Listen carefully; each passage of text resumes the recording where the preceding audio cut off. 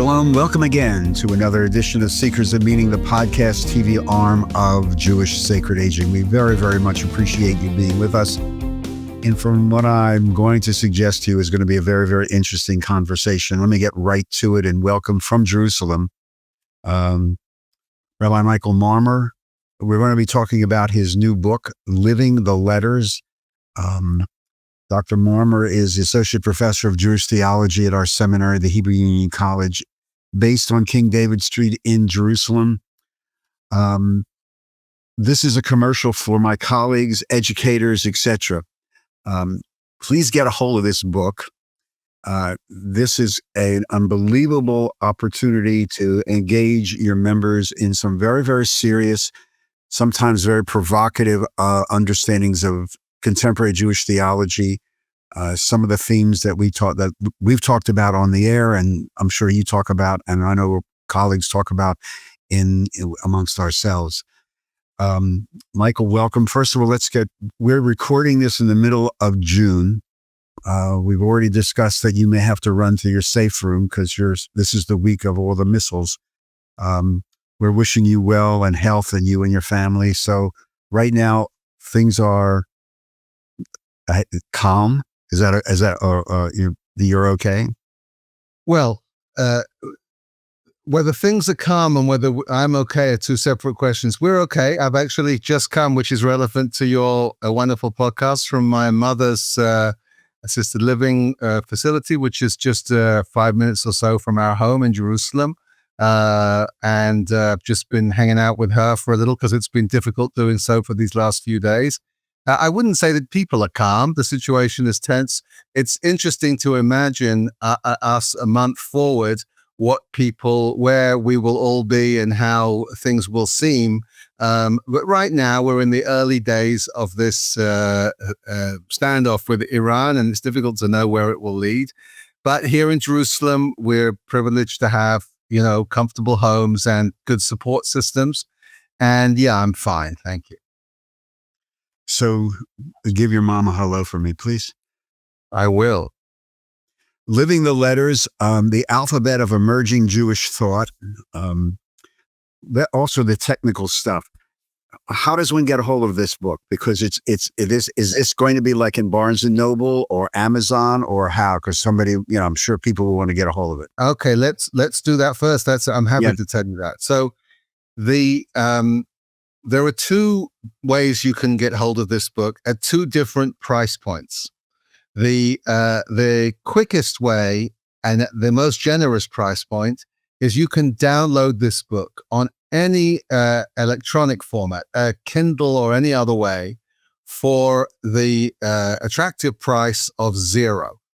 This book has been created. We've made this into an open access format.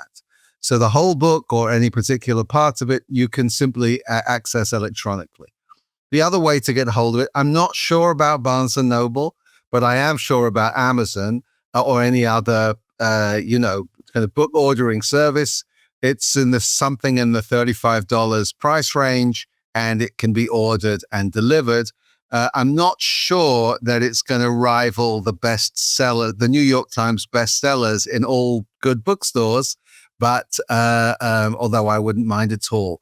So the answer to your question is you can download it if you're in the downloading frame of mind, or you can order the book. Well, I urge, again, my colleagues to do this, educators, adult education, book club people. It's really cool. You use this word aspaklaria, great word. You channel Rabbi Heschel. That seems to be the format. Talk to me about what this word means and how you shape this book. All right, so I'll happily do so. Let's start with the shape of the book, and then we'll drill down a little bit on that word aspaklaria. I've written a book of Jewish ideas, and I have used a very old Jewish framework, a kind of a heuristic, a way of ordering and understanding and seeing, namely the Hebrew alphabet. So the book is constructed with a long introduction with lots of stuff about, alphabets and theology and all the rest of it. And then there are 22 short chapters, 22 because of the 22 letters of the Hebrew alphabet. And just as a number of Psalms in the book of Psalms, a number of chapters from other books of the Hebrew Bible, so much of our prayer, the confession, Ashamnu, Bagadnu, and so much more is organized in an alphabetical style. So is this book. So each chapter of those 22 begins in order with a letter of the Hebrew alphabet. And what I've done at the end of the book is I've channeled what I was fascinated to discover, a Kabbalistic, a Jewish mystical or esoteric tradition, according to which there is a 23rd letter of the alphabet yet to be revealed. Now, for the sake of sales, I'd like to say that I exclusively reveal it in the book, but that's not true. But what I do is I play with that idea of a letter, a means of expression yet to come into the world as a way of thinking about what's coming next in our collective lives. Aspaklaria is the word that I use first. It's the Aleph word. It's a word that makes its way into Hebrew at the time of the rabbis. It's not a biblical word, but we find it in the Talmud and in the Midrashic literature.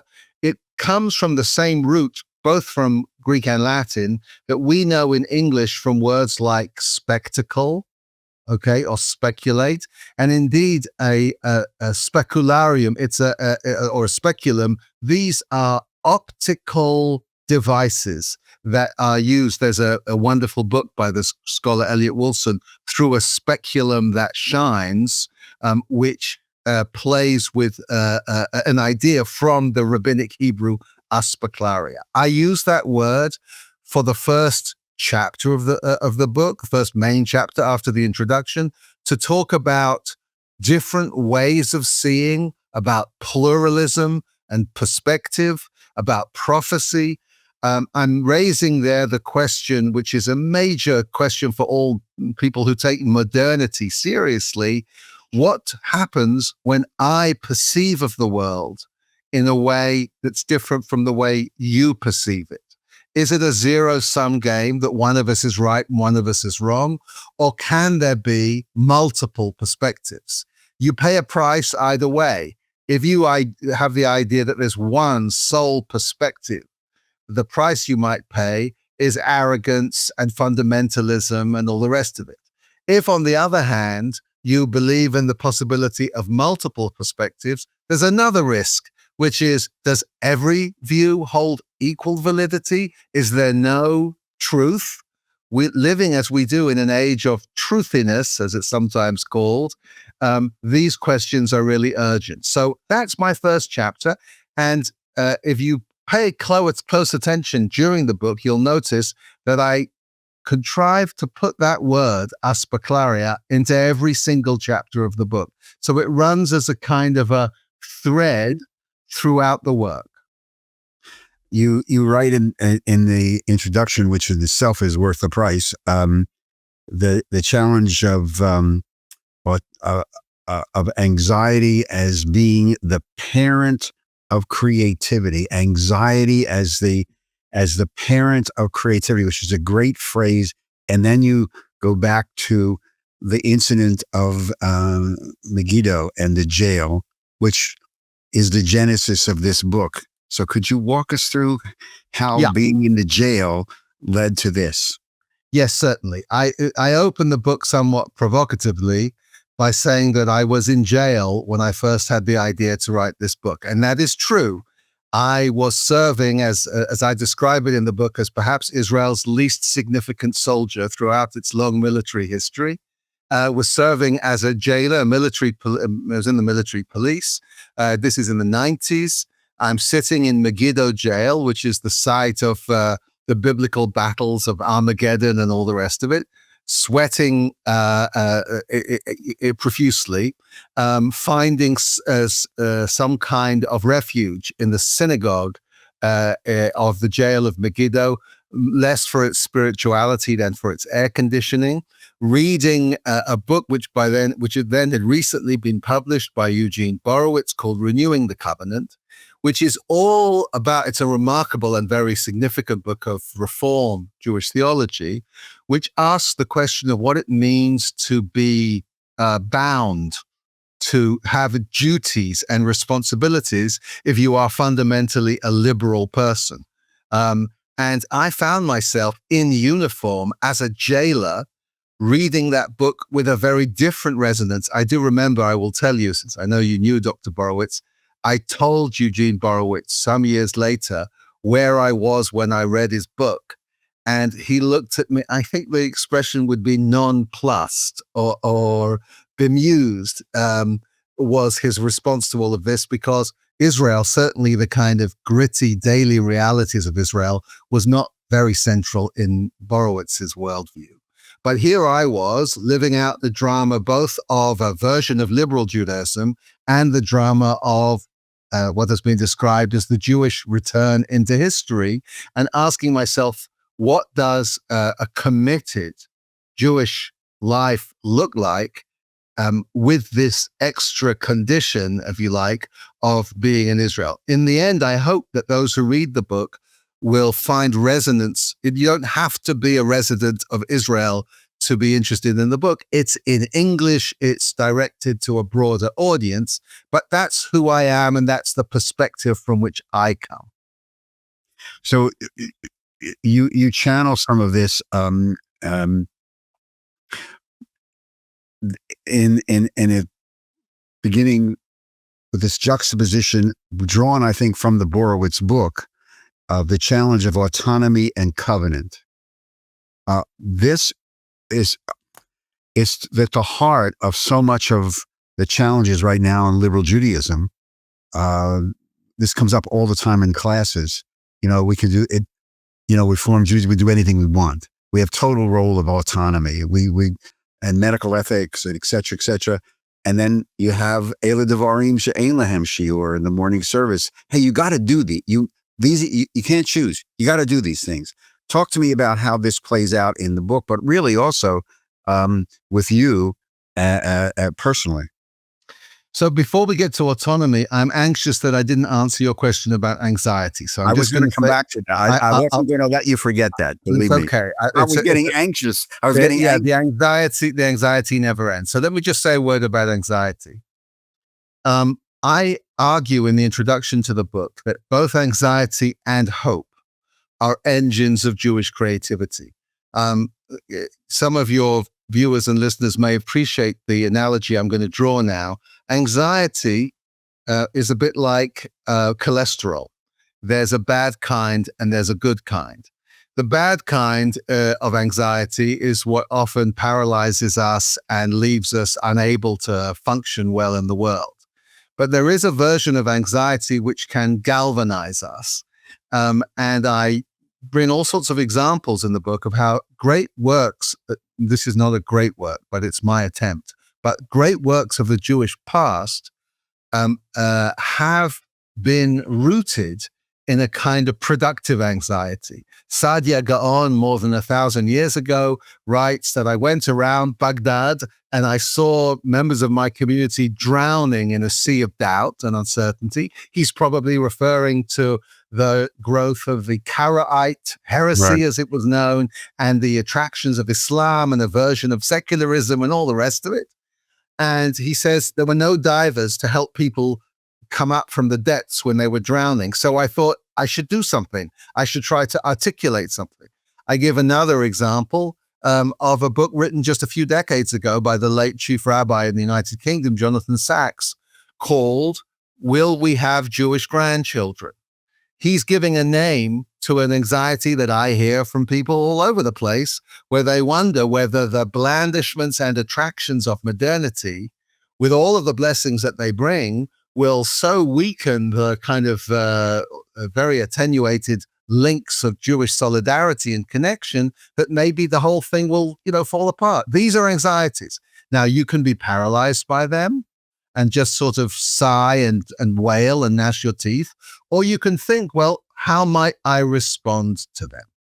So anxiety and hope, which I also talk about at length, I describe as engines of Jewish creativity. And I'm very frank and quite self-exposing in a way in the introduction to the book, where I list some of my gravest anxieties, which you can sort of summarize into two. Will the project of modern Judaism make it? And will the project of Israel make it? And these are kind of profound existential questions. I argue, rather than try to sweep those anxieties under the carpet and pretend they're not there, let's face up to them and try to do something with them. So that was the anxiety question. And now we should say something about your wonderful autonomy question. I am, as a second generation, highly involved and committed liberal Jew, Reform Jew, I live this constant tension between autonomy and commandment or commitment. I value and treasure the fact that I live in an era and in a milieu which allows me to exercise independence of thought and to make choices big and small about all sorts of aspects of my life. But I haven't drunk the Kool-Aid and believe that all I need in order to be fulfilled in life is just to have options. I also feel tied and bound in all sorts of ways. And so just as Eugene Borowitz in his time was looking for a language, he particularly made use of the language of covenant. He talked, his covenant theology explores what it means to live in covenant. So I'm looking for a different lexicon, a different vocabulary. There are some chapters in the heart of the book that relate particularly to this question. The Lamed, the Mem, and the Nun speak about the L, the M, and the N at the heart of the alphabet. One asks a question, kind of a simple question. Tomorrow morning, assuming tomorrow morning is a weekday, do I plan to put tefillin on and pray the morning prayer?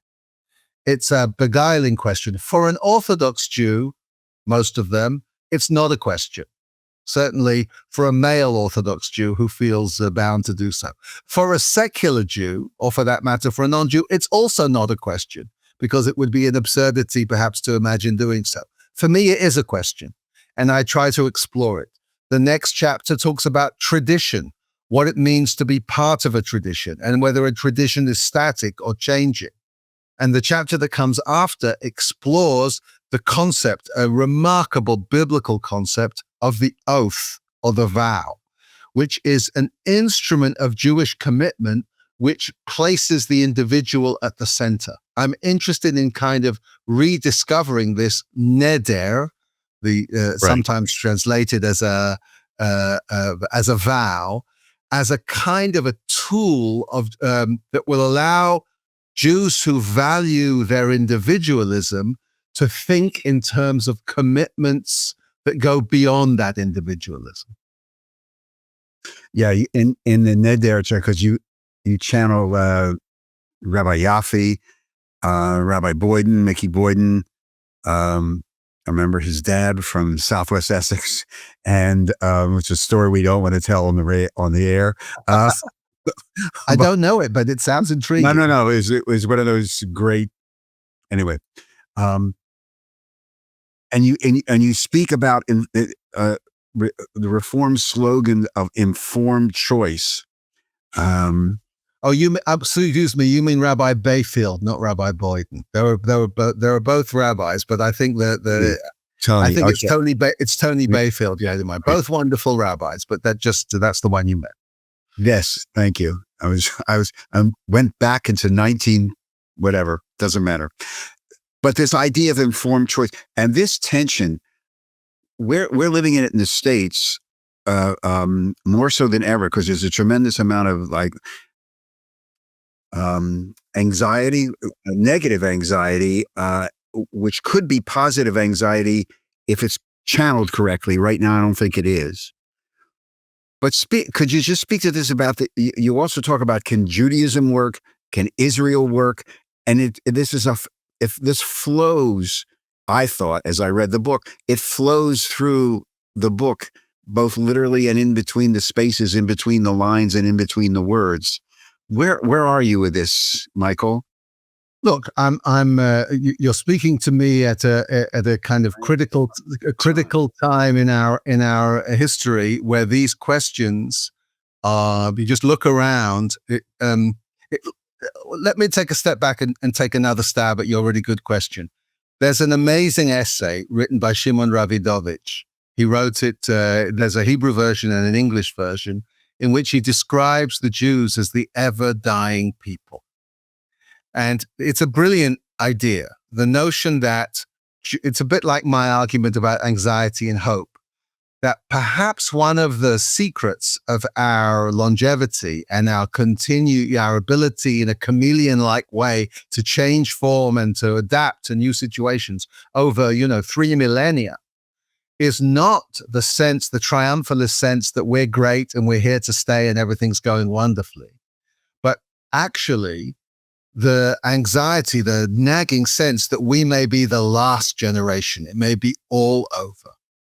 And this sense, which can be a neurosis for which, you might need you need therapy or medication.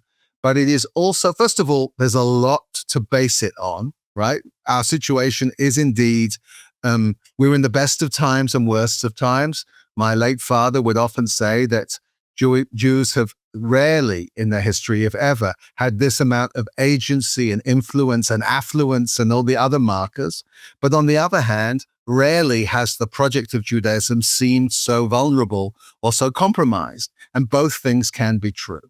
So the first thing I want to say in answer to your question is, where am I? I am in this moment of the ever-dying people. It focuses the mind when there are missiles from Tehran coming your way.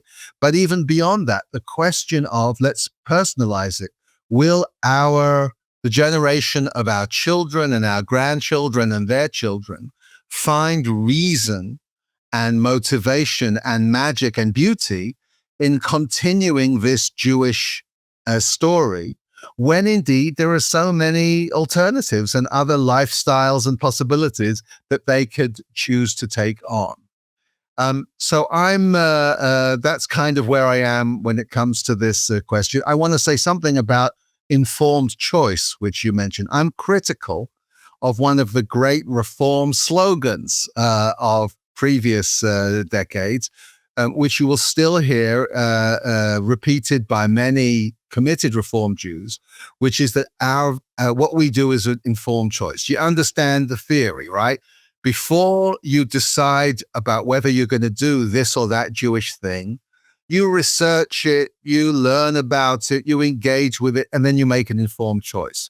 That is beautiful, but in my opinion, fundamentally impractical as a way of building a vibrant Jewish existence. Think about the most important decisions we make in life. Who's going to be our life partner or whatever else it might be, where we're going to live in the world. Is it really the case that everything is based on informed choice? Before I choose to settle down with my spouse, I check out their credit scoring and I go through the grades they got at high school and how they did it. I check with a doctor to see that there's good genes. This is not actually, some people may do this, although that would make me very unnerved. As a matter of fact, you do use information, right? Hopefully you don't make completely whimsical decisions, but at a certain point you commit, right? And the notion, as I observe it, I meet a lot of Reform Jews in particular, but non-Orthodox liberal Jews from all over the place. And I'm amazed and intrigued and inspired by them in all sorts of ways. But I can't tell you that the mechanism of informed choice is working overtime. It isn't the case that most of us get the literacy we might need and get the interest and enthusiasm we might need to research every particular aspect of our Jewish lives and make an informed choice. I do, having said this to you, in my Neder chapter, I kind of make an argument for a version of this, but a much more focused one, where I say, what would it be if within our communities and in our Jewish lives, we indeed did take on particular aspects? It matters less to me If the question is, will I be giving 10% of my wealth to charitable causes, or will I be doing this or that ritual, or will I be, going to Israel once every 2 years, whatever it might be, what would it mean together in my community to learn about this, to struggle with this, to research this, and then indeed to make decisions? I'm fascinated. There were 2 festivals in the year which have within them, which carry within them echoes of this idea of taking a vow or taking an oath. On Yom Kippur, on the eve of Yom Kippur, it's Kol Nidre, all of our vows, right? And the festival of Shavuot, we usually translate Shavuot to mean the festival of weeks, but it's also understood as Shavuot, as oaths. Here you have, in the late spring and in the fall, opportunities perhaps to consider, for each of us to consider, what commitments have we made? Not only broad ones like to try and be, generally moral and ethical beings, but what did we take on for this year or this phase of our lives? And how are we doing? And it seems to me that we as Reformed Jews have made informed choice into a sort of a slogan or an apology rather than a real program. So I'm, as I both criticize the concept, I kind of argue for a way of updating it and making it a more real, actual part of our Jewish lives. You think people are afraid to do that? I think they're afraid with good reason. First of all, you should be afraid about somebody manipulating it. Me coming along or you coming along and telling everybody what their choices need to be. We are naturally not a hierarchical a lot, and I think that's a good thing, right? So we're nervous about one Ayatollah or another, and sadly we have Jewish Ayatollahs left and right. So we're nervous about that. We're also nervous about the concept that anyone will second guess. We're worried about there being a sort of a modesty police that will come and check. Did you, you said you were going to you were going to say Shacharit this morning, but I didn't hear you saying the prayers. You're under arrest. Okay. We want to be the boss of ourselves. And I want that as much as anyone else. But I am concerned that our fear or our wish to defend our autonomy can sometimes be so overblown that we don't give ourselves the opportunity to allow a kind of an organic Jewish practice to emerge. This is why this book is so rich, or as we say, we were talking before, crunchy.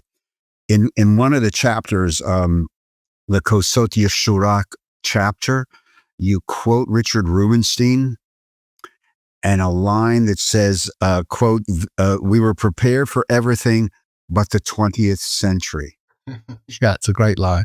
Oh, it's a wonderful line because I have now seen more and more people talking about and writing about the United States Jewish community, so comfortable, even in the rise of anti-Semitism, so comfortable, so affluent, so taking everything for granted that their Judaism is just part of the little thing they check off.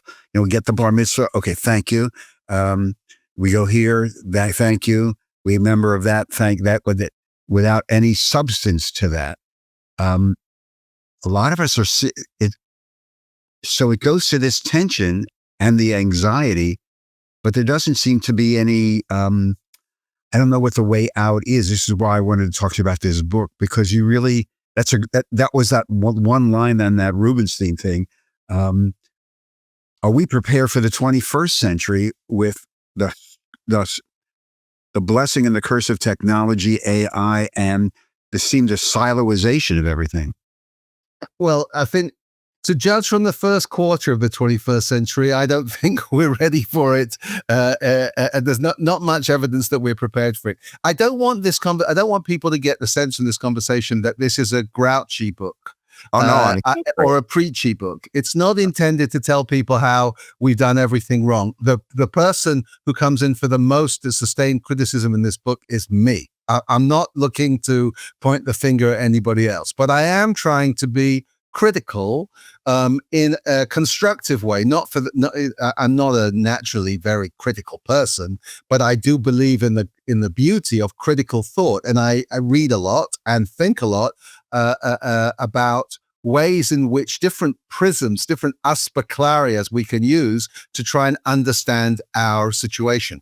I'll pick up on, you mentioned the chapter called Kosot Yeshua. I use there an extended metaphor. I have a weakness for metaphor. I can, sometimes I will flog a metaphor to within an inch of its life. But I use in that chapter a kind of a rubric to talk about different ways in which contemporary Jewish discourse has taken place. And I'll just tell you in a second what I try to do there. I think it may be interesting to folks. Is that the 4 cups, the Seder? Yes. I use the rubric of the 4. If you recall, on Seder night, we have 4 cups, and then there's some discussion of a possible 5th one. And I say that many of the things that I read, the things that most compel me, seem to fit into one or other of these categories. There are some folks whose Judaism is the Judaism of the full cup. I mentioned a particular thinker who was my father's teacher, Ignaz Maybaum, who actually said directly, a notion of living a fulfilled bourgeois middle-class existence, that's not something we should be sniffy about. It's not something we should be dismissive about. Actually, that is that's almost our messianic vision, that you should live, that you have enough of the affluence you need to do the things you want to do, but that you're not crazy, just accumulating wealth for its own sake, that you have a strong family, that you have a fulfillment in your profession and in your life, that you are stimulated, that you're relatively healthy, all of these things. This is actually as good as it gets. And many examples of versions of liberal Judaism have had, whether or not they've admitted it, a kind of a full cup agenda. It's about your wellness and your fulfillment, and sacred aging in many ways could fit into that. My second cup is the overflowing cup, which many people, this was also historically speaking, if you think about the 60s in North America and elsewhere, looked at their post-war parents who were busy trying to accumulate wealth and have comfortable lives, and they found that to be not sufficiently fulfilling. And so the overflowing cup people are looking for spiritual fulfillment for, that's the turn towards. The Chavurah movement had a lot to say about that, a kind of neo-Hasidism and other expressions where you are going beyond your rational, middle-class, somewhat safe Judaism, and you're looking for something more effusive. There's a third sensibility that I talk about, which is the empty cup, the awareness of all who are excluded from this beautiful vision of everybody having enough of what they need, and raising a lot of Jews a lot of Reform Jews, the social action, social justice agenda became absolutely central, and still is, that we're marching to make the world better, and we're aware of all of those who don't have what they need. I can't help, again, some of your viewers and listeners may not like this too much, but I can't help, given where we are at the moment. I want to tell you that my thoughts immediately turn not only to those within Israeli society who are short of the basic resources they need, but my mind immediately turns to the civilian residents of Gaza whose lives have been totally overturned, and many of whom simply don't have enough to eat and drink. And that figures in my empty cup sensibility. The fourth cup that I talk about is the broken cup. And here I'm very much channeling a man I had the privilege of serving as an assistant for some time in the latter part of his career, Emil Fackenheim, whose theology was all about brokenness and the possibility of mending.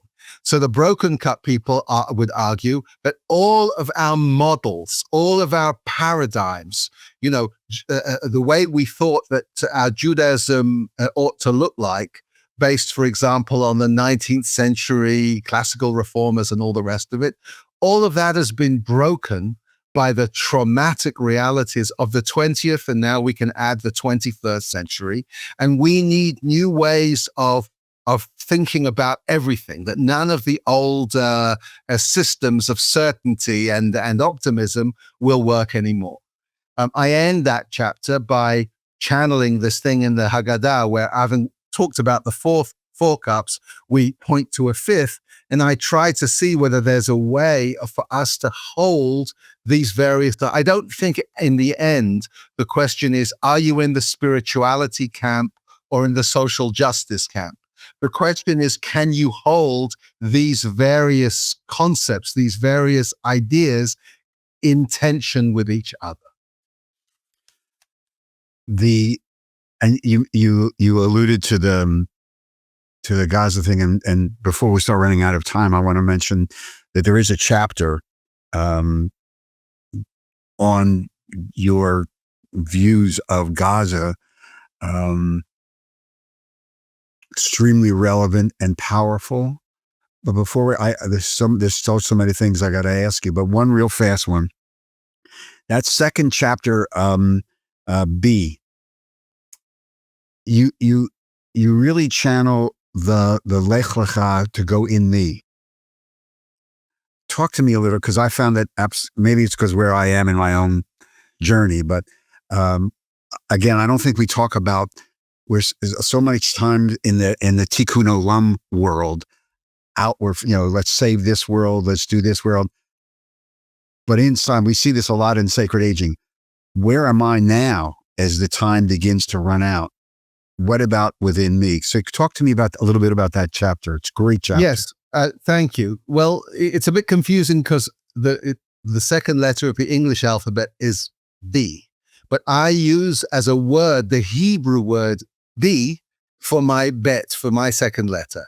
And I'm intrigued. I'm constantly intrigued by the way in which the Hebrew language, because it's a pretty meager vocabulary compared to the number of words we have in the English language. Many words do multiple duty, right? They mean more than one thing. So the Hebrew word be means within me, but also, as I point out using a number of sources, it can mean upon me, incumbent upon me, a responsibility of mine. So I talk both about the inner life, the spiritual life, but also what it means to take responsibility, okay? Which speaks to also, political and social dimensions. Be is also used in the Hebrew Bible as a word of pleading, right? Be Adoni, in the Joseph story and elsewhere. So I am interested in that chapter. I do want to talk about spirituality. My late friend, David Allenson, and I edited a book of contemporary American Jewish thought a few years ago. And we put a whole chapter of that book. There's a chapter about God, but there's a separate one about spirituality in which we include some of the healing and other dimensions. And we argue that one of the great features of contemporary American Judaism is the degree to which spirituality, a lot of it influenced by other spiritual practices, has found its way into our contemporary Judaism. So I did not want to, I'm not thought of, and nor do I see myself as a great prophet of Jewish spirituality, but I do have an inner life, I'm pleased to tell you, and I wanted to talk about that. I place the question of inwardness in kind of tension with responsibility. I think I quote in the chapter, if I don't, I certainly should have, a fantastic article written by Arnold Jacob Wolff, a man you would have known. Arnie Wolff wrote an article many years ago called Against Spirituality. And he's not really against spirituality, but he says, I'm against a sort of spirituality that cuts you off from the world, that makes you just sort of contemplate your navel. Now, a man like Abraham Joshua Heschel, who I've had the privilege of studying for many years, gives the lie to the idea that either you're spiritual or you're political. There's a way of doing both. So that chapter B explores some of those dimensions. So again, we are speaking with Rabbi Michael Marmur, Living the Letters, subtitled An Alphabet of Emerging Jewish Thought. I urge my colleagues, educators, anybody who is interested in sharing and really chewing on some very, very meaty and powerful stuff. It is very readable. And I thank Michael for that very, very, very much. And before we run out of time, the last easy question. Do you have faith, Michael? You have faith, Michael, that things are going to be okay there? I have hope, which is to be distinguished from optimism. I can't tell you that the sun will come out tomorrow and everything's coming up roses. But as I quote in my book, as I learnt from the memoir of Rabbi Hugo Gryn, who has a memory from his time in Auschwitz as a young boy, where he gets angry at his father, who uses some of their margarine ration in order to try and burn a menorah or Chanukiah, some kind of Hanukkah light. And he gets angry because it's a waste of the margarine, and anyway, margarine doesn't burn that way and it doesn't work. And he says, we're going to die here of starvation, and here you've taken this and used it. And his father says to him, we've learned that you can live for some days without food here, and even for some time without water, but you won't last 3 minutes without hope. And so do I have faith that everything's going to be okay?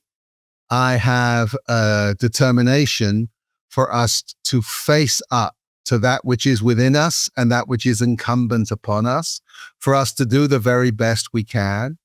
I also have hope and faith that even when things turn out badly or even disastrously, we will be able to find the resources we need to carry on being the ever-dying people and to find new ways of expressing our own alphabets of meaning.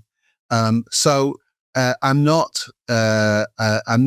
trying to be sort of happy-clappy or falsely cheerful. As a child of Polish survivors, that's not my default option. But I am imbued with faith and hope, yes. Michael, thank you very much. Regards to your family, mom too. Stay safe, stay healthy. I appreciate it very much. It's a great book. Again, everyone, Living the Letters, go get it. You will love it. To all of you, thank you very much for joining us on today's edition of Seekers of Meaning, the podcast TV arm of Jewish Sacred Aging. We welcome your comments and suggestions to me, Rabbi address at jewishsacredaging.com. Visit the website, and on which you will find a very conveniently located donate button if you'd like to just support our work here in these podcasts. Visit the Facebook page. And a big shout out to our producer, Steve Lubetkin, because these podcasts are produced at the studios of Lubetkin Media in Cherry Hill, New Jersey. Thank you very much for joining us. We do appreciate your time and interest. We appreciate your comments. And until the next time we see each other on the next Seekers of Meaning, stay safe, stay healthy, and most of all, be kind to one another. Shalom, Todah.